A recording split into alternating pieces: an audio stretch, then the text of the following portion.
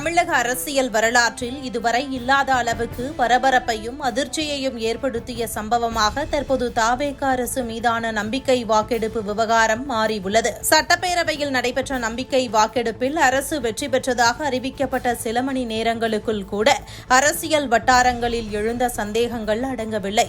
ஆட்சியை கைப்பற்றும் நோக்கில் மிகப்பெரிய அளவில் குதிரை பேரம் நடைபெற்றதாகவும் பல்வேறு கட்சிகளை சேர்ந்த உறுப்பினர்களுக்கு ஆயிரக்கணக்கான கோடி ரூபாய் மதிப்பிலான தொகைகளும் அரசு ஒப்பந்தங்களும் உறுதி செய்யப்பட்டதாகவும் குற்றச்சாட்டுகள் வெடித்துள்ளன.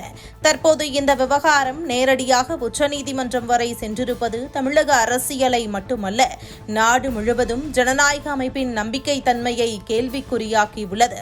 மதுரையைச் சேர்ந்த கே ரமேஷ் தாக்கல் செய்துள்ள ரிட் மனுவில் முன்வைக்கப்பட்டுள்ள குற்றச்சாட்டுகள் சாதாரண அரசியல் குற்றச்சாட்டுகள் அல்ல.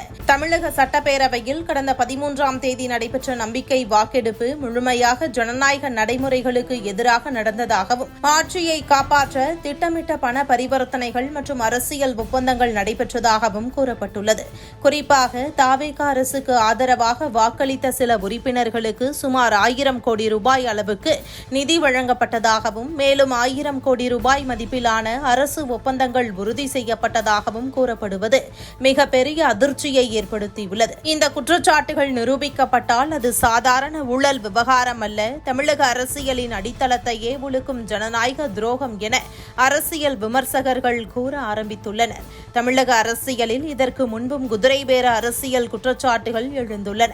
ஆனால் இந்த முறை கூறப்படும் தொகைகள் மற்றும் அரசியல் பரிமாற்றங்களின் அளவு மிக பெரியது என்பதால் மக்களும் கூட அதிர்ச்சியடைந்துள்ளனர். ஒரு அரசு தனது அதிகாரத்தை தக்க வைத்துக் கொள்ள ஆயிரக்கணக்கான கோடி ரூபாயை பயன்படுத்தி இருக்கலாம் என்ற சந்தேகமே ஜனநாயக அமைப்பின் மீது மக்களின் நம்பிக்கையை குலைக்கக்கூடியதாக மாறியுள்ளது. மக்கள் வாக்களித்து தேர்ந்தெடுத்த பிரதிநிதிகள் மக்கள் நலனுக்காக அல்லாமல் பணத்திற்காக வாக்களித்திருந்தால் அது ஜனநாயகத்தின் மரணமே என சமூக வலைதளங்களில் கடும் விமர்சனங்கள் எழுகின்றன. இந்த வழக்கில் மனுதாரர் முன்வைத்துள்ள முக்கிய கோரிக்கை சிபிஐ விசாரணை நடத்த வேண்டும் என்பதுதான். மாநில காவல்துறை அல்லது உள்ளூர் அமைப்புகள் விசாரித்தால் உண்மை வெளிவராது என்றும் மத்திய அமைப்பான சிபிஐ மட்டுமே உண்மையை கண்டறிய முடியும் என்றும் அவர் வலியுறுத்தியுள்ளார். உச்சநீதிமன்றம் இந்த வழக்கை எவ்வாறு அணுகப் போகிறது என்பது தற்போது கவனிக்கப்படும் விஷயமாக மாறியுள்ளது. நீதிமன்றம் சிபிஐ விசாரணைக்கு உத்தரவிட்டால் தமிழக அரசியலில் மிகப்பெரிய பூகம்பம் ஏற்பட வாய்ப்பு உள்ளது.